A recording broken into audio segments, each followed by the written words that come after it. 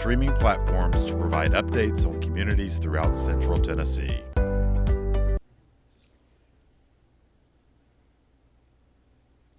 All right, thanks for joining us for Live at 5. We're really excited to have you here. I'm really excited to have Stephen Crook with us today. Stephen is the Vice President of Economic Development for the Highlands Economic Partnership. And Stephen, you guys have lots going on. Oh, we do. Right. Thank you, first of all, for having us here. But yeah, we've got a lot going on right now. Well, tell folks what first of all, if you're following us on Facebook, because you can see this live stream on Facebook, also on our website and on WCTE's main channel here. But tell us what the Highlands Economic Partnership is. Absolutely. So the Highlands Economic Partnership is the Cookeville-Putnam County Chamber of Commerce's regional economic and community development program. Launched in 2006, partnering with Jackson, Overton, Putnam, and White counties, it was launched with the understanding that no individual community in the Upper Cumberland can compete in the international world of economic development. So collaboratively, we have a much stronger competitive advantage in economic development. And you've had some really great things. I know you had a great Zoom call. You're also the Zoom guy, aren't you? Yeah, everybody has a side hustle. Yeah, so you had a great Zoom call, which we fortunately were able to share with WCT's Facebook page. But we're going to get to see a clip of that in just a few moments. What are some of the things that you're just really excited about that's happening right now? Well, of course, we did have our first federal town hall session earlier this week, as you mentioned. We certainly appreciate WCTE's partnership in guiding us and making sure that we get that out there. This was our second town hall in total, and the first one with the federal delegation. But we've had some great economic development wins over in this trying time with TTI Floor Care announcing an expansion. We were able to also announce earlier this week that Athena Pharma Solutions announced their expansion. So some good things to go along with a lot of tough times for our community. And I'm just letting you know, I'm not just texting here, Stephen. I am sharing this on Facebook, as well as we hope that folks will ask questions. If you have questions, we can do that right now.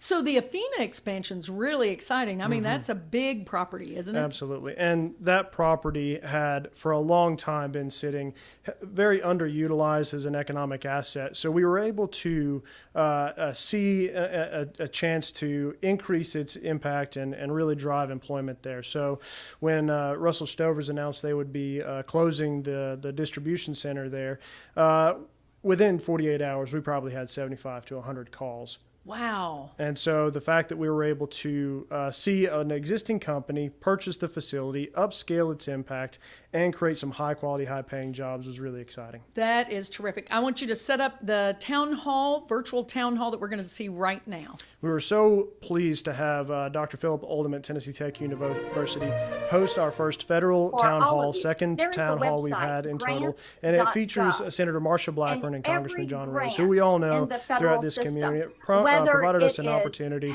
to ask our federal legislators some important questions, for them to tell us some things that they're working on, and just to hear from them about how they serve us. And here's a brief highlight. CDBG grants.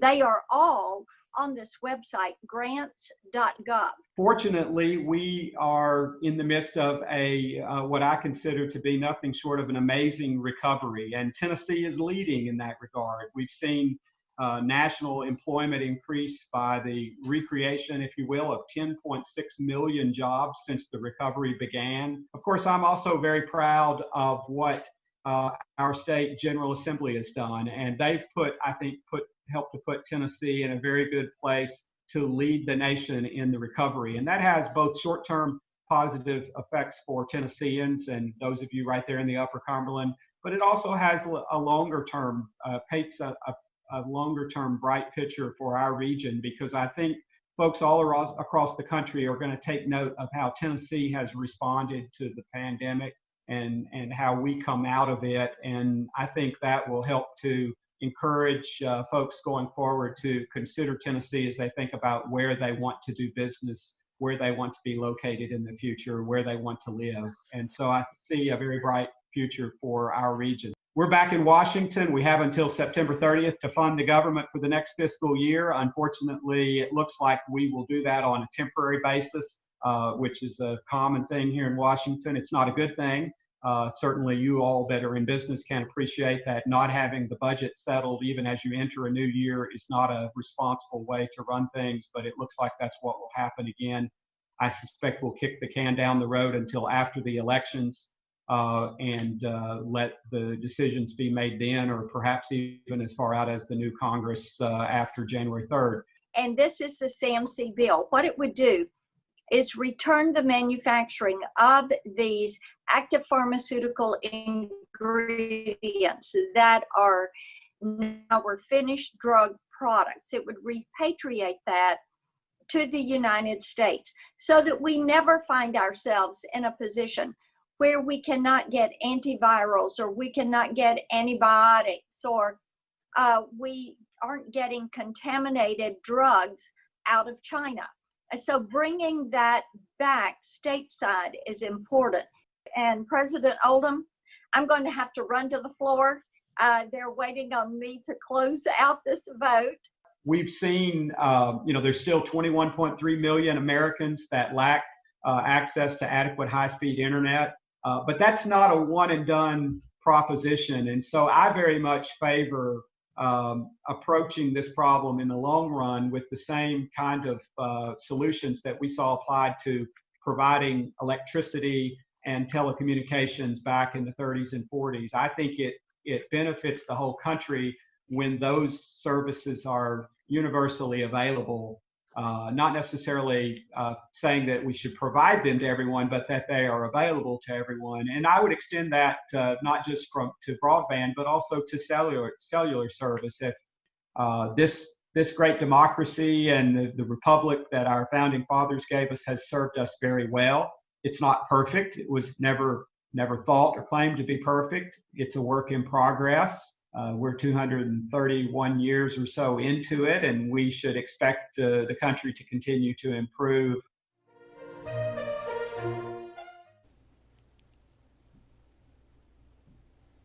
All right.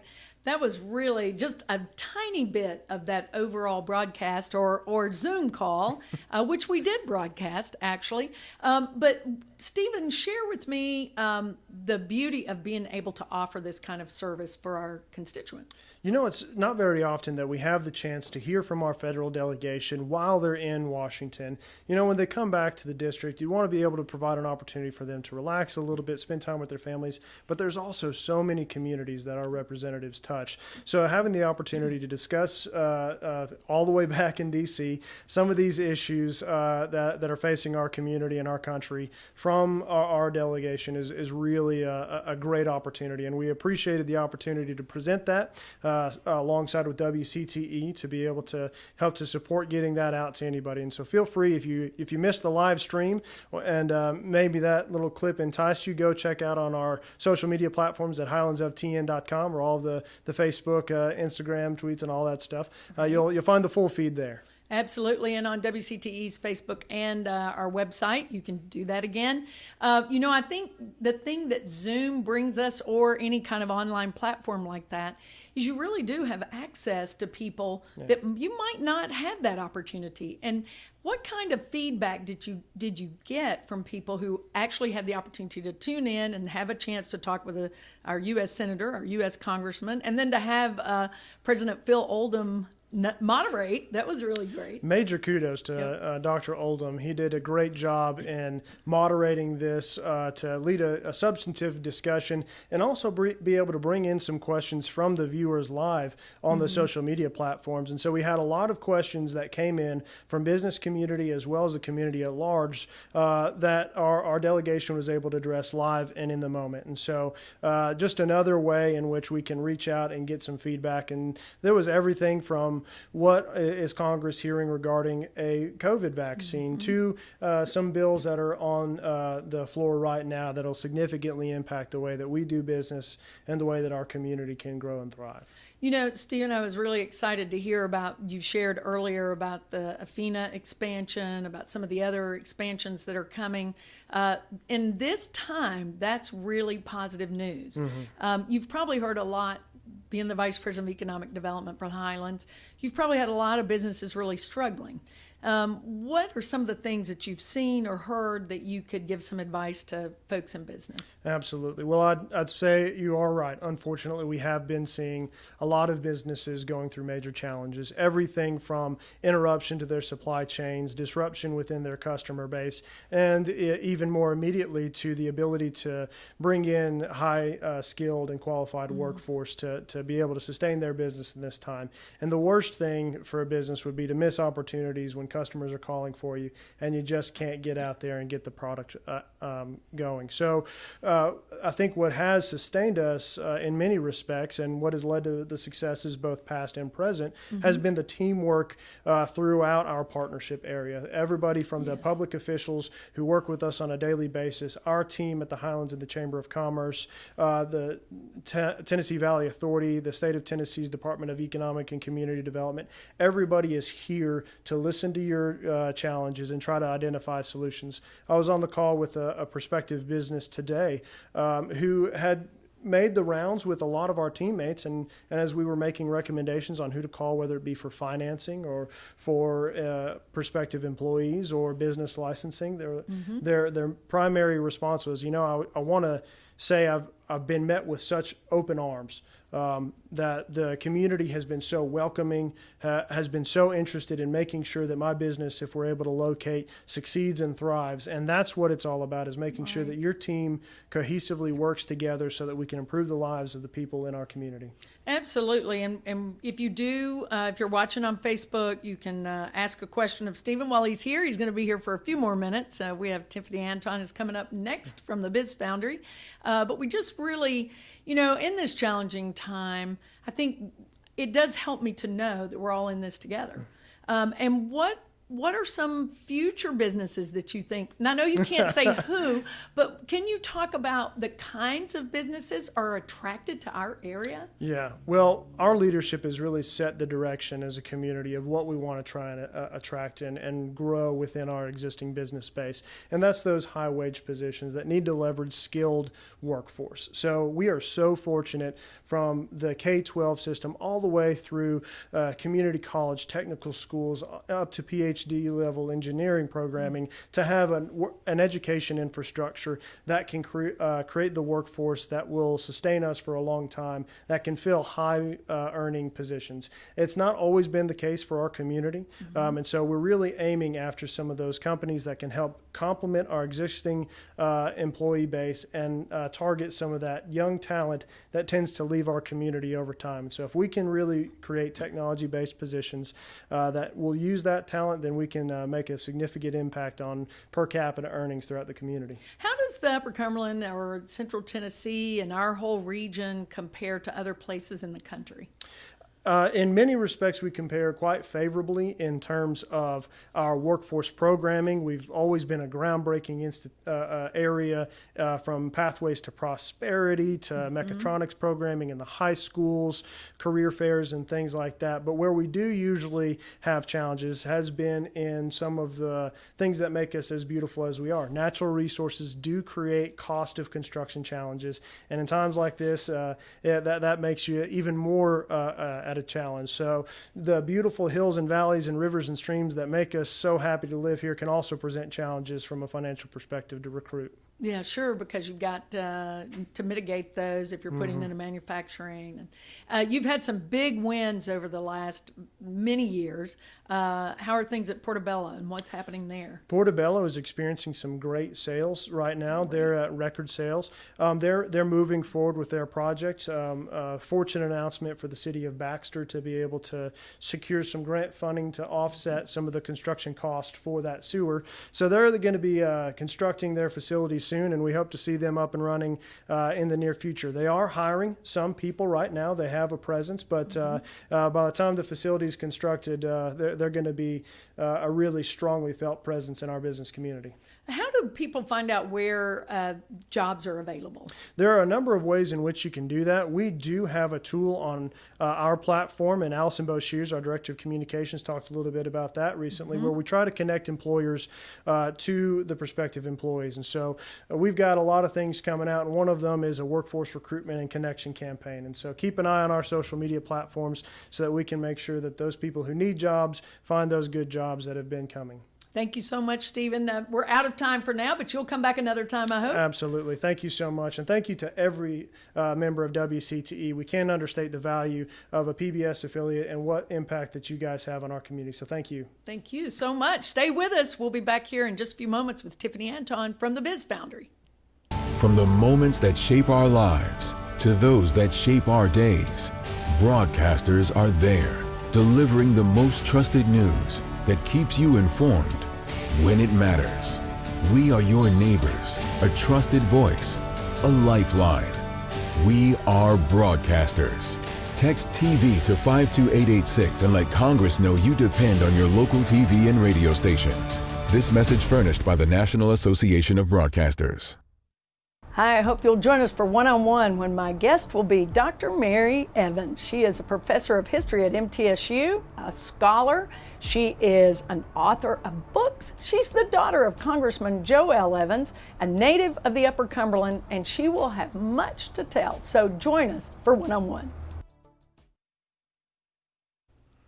All right, we're so glad you're joining us on Live at 5. We've got a great show tonight. You just had a chance visiting with Stephen Crook, and now we have Tiffany Anton here from the Biz Foundry, and also from the Local Business Resources Coalition. Collective. Collective. I always call it a coalition. We but got too many letters there. That's right. But now you've been putting together some additional Zoom calls that are really helpful to local business. Can you share that with us? So the powers that be kind of came together during the quarantine, and we decided to do these every other week. We're calling them community calls. Mm-hmm. And we've had topics from marketing to email to websites to accounting and legal. And somebody kind of threw out the idea just kind of in passing, hey, let's do one on diversity. And so we've had between 15 to 20 or 30 people on each call, and we're really trying to create a community of entrepreneurs that can really come together and bounce ideas off each other and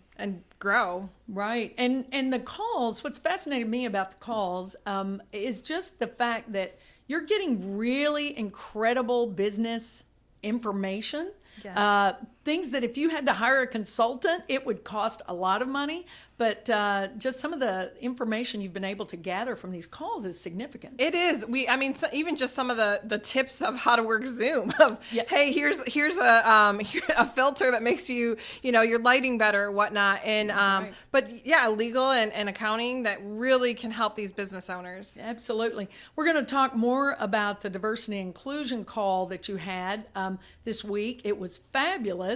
Tell me, set that up for us. We're going to take a little clip, see a little bit of that call. Set that up. So Dee Prince, one of your board members, was the moderator, and I approached him and said, hey, we want to tackle this topic of diversity, but not in the surfacey way. We really want to get into what that means in this community. And so I didn't want to call it diversity. I wanted to call it inclusion. And so we called it inclusive community. Mm-hmm. I found 4 business owners around town. So Terrence Page with Cultured Image Grooming Studios, Simone McKevley with City Girl Soaps, Chet Patel, who owns Firehouse Subs and a couple other things in town, and Kevel Sheth from McMinnville, who owns Tree City Wine and Spirits. And so that was our panel, and it was incredible. It really was incredible. So we're going to show you just a little bit of that, and then we'll be back to talk with Tiffany.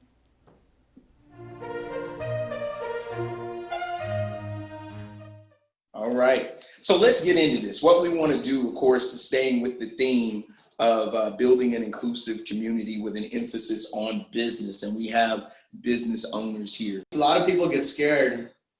They think too much before they take any actions. Either you're going to take a right action or you're going to take a wrong action. Right. Without you knowing it, till you don't take the action, you're not going to know what's the outcome going to be. Right. And that's what I see a lot in just in any community, my community, white community, black community, Mexican community, any community I can think of. I see that a lot is people, they talk, but they don't put anything in plan. Right. If there's no plan, there's no action, nothing's going to happen. I hear that I have to get a business license.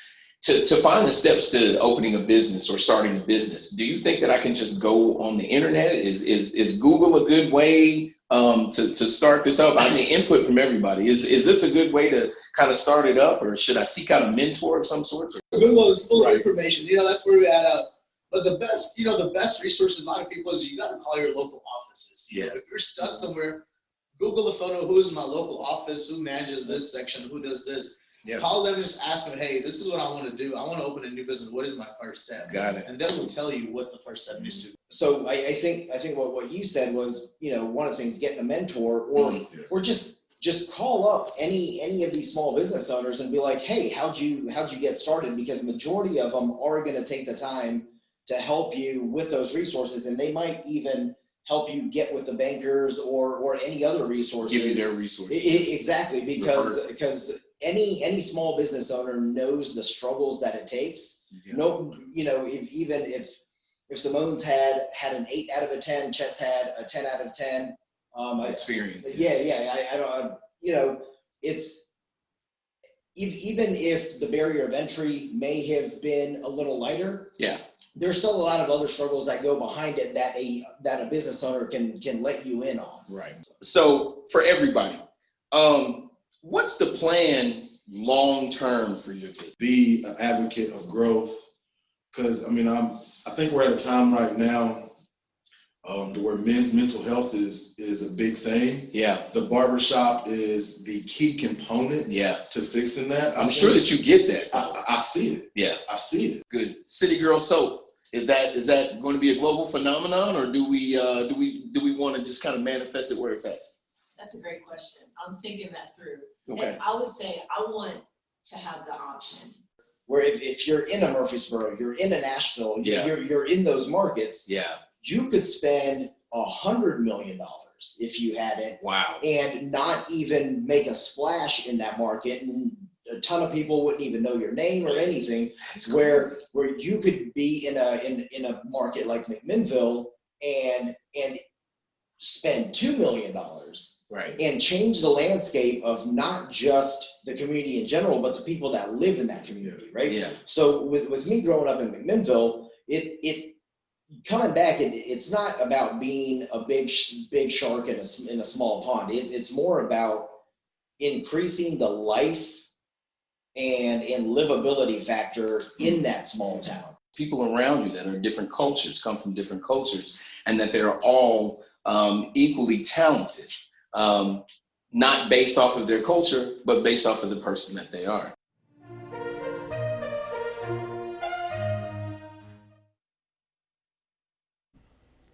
Such an important conversation, Tiffany. Again, that was just a brief piece of an hour-long presentation via Zoom. You did produce that at the Biz Foundry, which is, you should tell us a little bit about the Biz Foundry. So the Biz Foundry is our area's entrepreneur center and co-working space. So we run programs and workshops to create a community of entrepreneurs, whether you're starting or growing.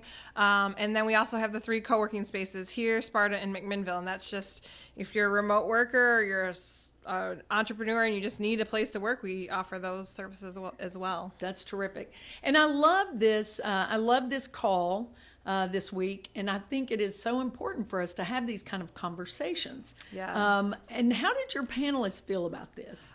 They were very, very, very excited to be a part of this. We've kind of had texts going back and forth today. The video feed on Facebook was viewed over 2,000 times in the first 12 hours. And so this was really, we mentioned the Local Business Resource Collective, and that's a partnership with WCTE, the Biz Foundry, the Small Business Development Center, and the Center for Rural Innovation through Tennessee Tech. And so we really are some powerhouses in this community to grow the entrepreneurial ecosystem for sure. Absolutely. And the panel was just thrilled to be a part, to have a seat at the table, really. Sure. Well, and I thought Dee Prince did a wonderful job. And I'll tell you, I've known Dee for a long time. And as you mentioned, he's on our board. Until this call, I had no idea he had been tied to Prince's hot chicken. Do you know how many texts I got during the call? Dee's hot chicken? What? Yeah, because I love hot chicken out of Nashville, and I just went to Prince's this last weekend, and I was like, what? That's Dee Prince's family? So that's pretty cool. He was that was an interesting takeaway, but just too, like the fact that Terrence Page, he grew up here, Right. you know, and he said he kind of had got into some trouble. He wasn't, you know, your all-star kid growing up. He went away. He's thought, I can go back, and he has a heart for this community. That man wants to see this community grow in the right way and really make some changes. And I love to see that. And Kevil and Chet really, and they just have a different set of views on things from their culture. And so I personally learned a lot, and I hope that a lot of our viewers learned a lot as well. Oh, I think so. And if you missed that, you can see the entire piece on WCTE's Facebook as well as our website, and I'm sure on yours as well. Yep, and our YouTube page. So hopefully those 2,000 views will go up from there. And Right. and we're looking forward to having a part 2. There was so much conversation to happen. So November 10th at 7:30 again, we'll be back for more conversation and to see where the things go. Oh, that's terrific. I love that. What are some upcoming calls that you're looking at? So we're having an email call that's coming up, website and online commerce. So like you said, things that people just have a little question for, but they don't want to hire an all-out consultant, and people who are hurting and struggling in this time of COVID, they don't want to spend the money to hire somebody to do some of those things. So a lot of issues that small business owners have can be solved in just running ideas by the community that we're building. So we had one on SEO and Google My Business. And so those have been great. And I look forward to these more inclusive community calls that we're going to do. And Yes, absolutely. Well, I thought the search engine optimization call was fascinating. I learned so much in that call. And from that call, Murray... It'll come to you. Her last name is French, and I always butcher it. But she's going to be, Kester is her last name. It's spelled weird. But she's going to be doing once a month SEO workshops at the Biz Foundry. And so people can come and just stop by and kind of pick her brain. Oh, that's awesome. And so she's like, I just want to give back to this community. So she's invested into what we're building. And like I said, these 4 powerhouses in this area can really change the landscape of the entrepreneurial system. Absolutely. We're here to support local business. We're here to support the local consumer. And we just want to make sure that everybody's having the kind of experience that needs to happen and that you're getting the information you need. Tiffany, in the last minute or so we have left, what is it that businesses are struggling with, or entrepreneurs, in this time of a pandemic? I think that the biggest thing is that there's so much self-doubt and self-pressure. Everybody, I keep saying this to every business owner, every business manager I know, you're doing the best you can. Whether it's, you know, you think you're losing customers and people are blasting you on social media for things you do or don't do or whatnot, you're making the best decision you can. And so I think it's almost like that mom guilt of your business, because these business owners are mothers or fathers of their own business. And so they have that guilt of, am I doing the right thing for my business and for my customers and my community? And so that's been really tough for people. And so you are a great resource for them to reach out to, right? The Biz Foundry is here, and I personally think I am a connector, and that's what I was put on this earth and at the Biz Foundry to do, is to connect you to the resources that you need. So. And where do they find your radio show? The radio show is Local Matters on Wednesdays at 5:30, 94.1 News Talk, and I have a podcast powered by her, and that's Women Entrepreneurs. You can find that wherever you look at podcasts. So we got a lot of good stuff going on, and we're just growing. This is just kind of the start. All right. So if you have more information or you want a specific topic, we hope you'll reach out to us, and we'll try to get that on Live at 5 as well as one of our community calls. Sure. Thank you, Tiffany. Thank you, Becky. All right. We'll see you next time on Live at 5. From one neighbor to another, WCTE PBS is here for you. Join us again tomorrow for today's show to re-air again at 5 p.m. We will return with a live news show on Thursday of next week at 5 p.m. Thank you for watching.